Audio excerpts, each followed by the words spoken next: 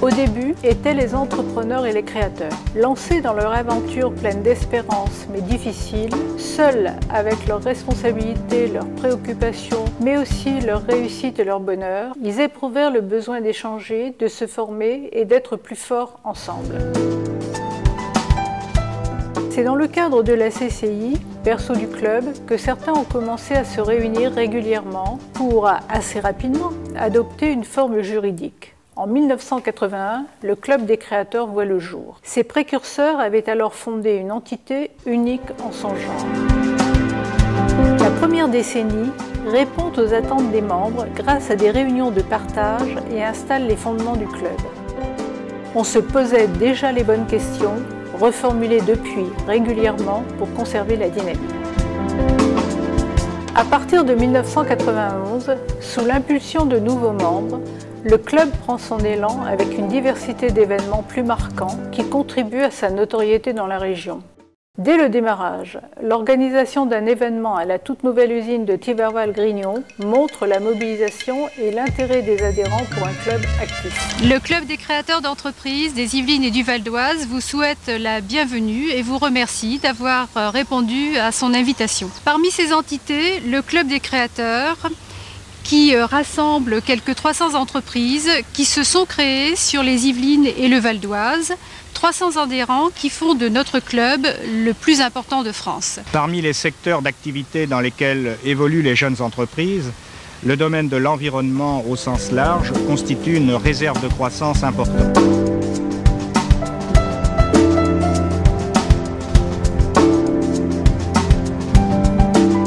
La fermeture des décharges d'ordures ménagères d'ici l'an 2000, même 2002, nécessite le développement d'autres techniques de traitement, à savoir la valorisation à la source, le tri, le compostage des ordures ménagères, mais également l'incinération de celles-ci.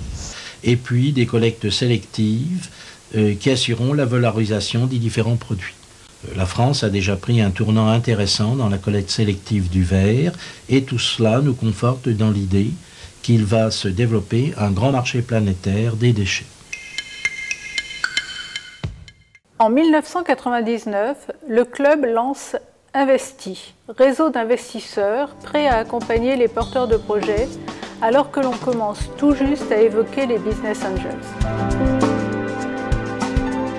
Le club, toujours innovant, s'envole donc ainsi pour les années 2000, riches en événements originaux, dans des lieux prestigieux et avec des intervenants qui le sont tout autant.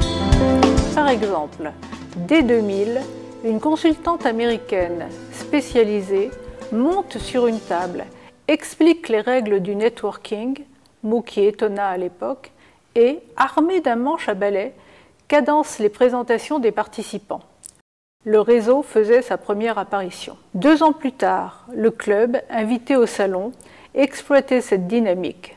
Seule conférence payante, la salle était comble.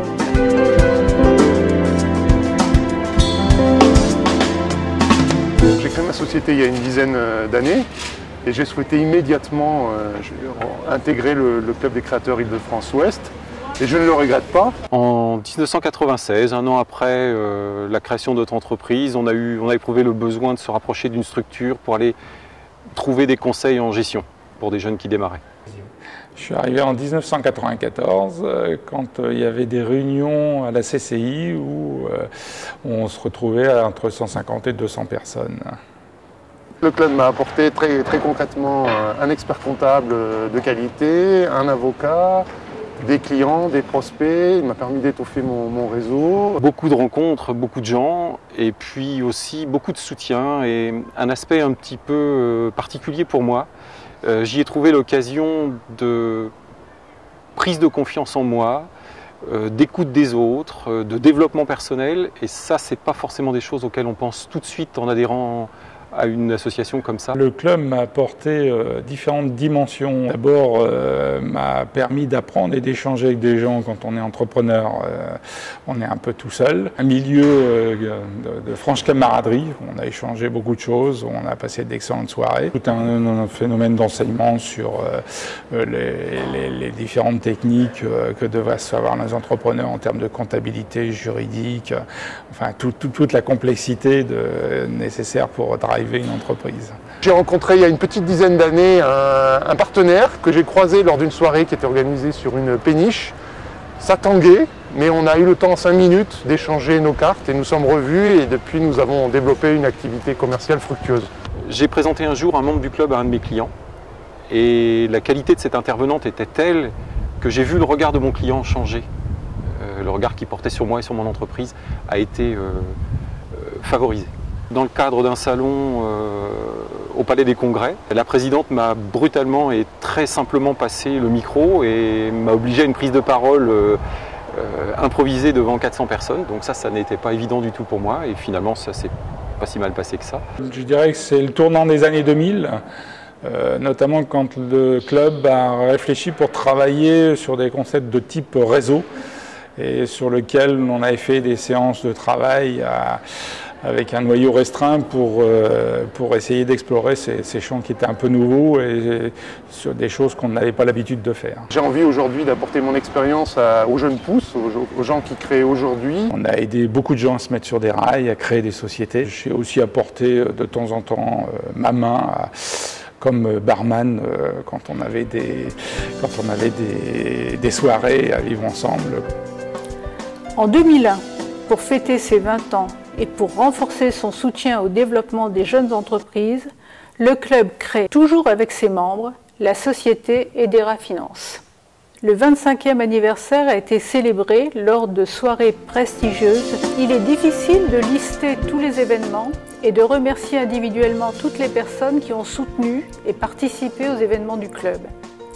Citons néanmoins Olivier Lebrun qui offre régulièrement la salle Elvire à Viroflay, Gérard Larcher qui a reçu les entrepreneurs 3 fois à Rambouillet, Christian Blanc, Valérie Pécresse, Pierre Bédier, le vicomte de la Panouse, Jean-Daniel Laval et bien d'autres. Autour de ces nombreuses activités, les valeurs du club se sont peu à peu scellées. L'accueil et les échanges dans la convivialité, l'entraide avec par exemple des conseils amicaux mais néanmoins directs et sans concession, le développement d'affaires avec des membres soudés. Grâce à ces riches expériences, sa légitimité historique et sa forte implantation locale, notre club souhaite entretenir son esprit précurseur et actif avec l'enthousiasme de ses membres. L'anniversaire des 30 ans du club marque le début d'une nouvelle décennie en cohérence avec les attentes de ses nouveaux membres. Laissons-leur la parole.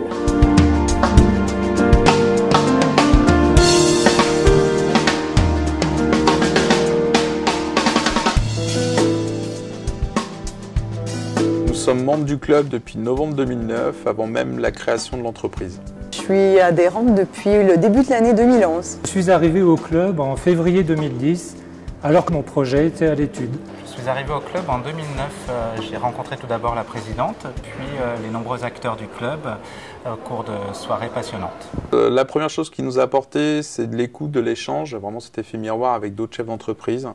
Le partage d'expérience, ça nous a apporté des tuteurs, des clients, des fournisseurs. Moi, j'ai trouvé la convivialité, l'ouverture, le dialogue, l'échange. Le club m'a immédiatement apporté un premier réseau que je n'avais pas en tant que créateur, des contacts, des expériences et un miroir de ce qu'était mon activité avec les commentaires, voire les critiques très positives des uns et des autres. Le club est venu m'apporter beaucoup de soutien et d'enseignement lors de la création de mon projet, notamment des jeunes étudiants qui ont aussi participé pour challenger les nouveaux concepts que je proposais.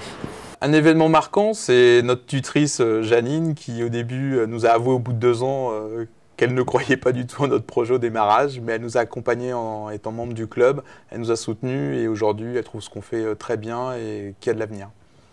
Donc ouais, c'est une belle anecdote assez rigolote. Moi, ce qui m'a marqué, c'est l'ouverture, l'accueil qu'on m'a réservé. En fait, tout de suite, les membres se sont ouverts à moi, sont venus vers moi et ont partagé certaines de leurs expériences de manière tout à fait naturelle.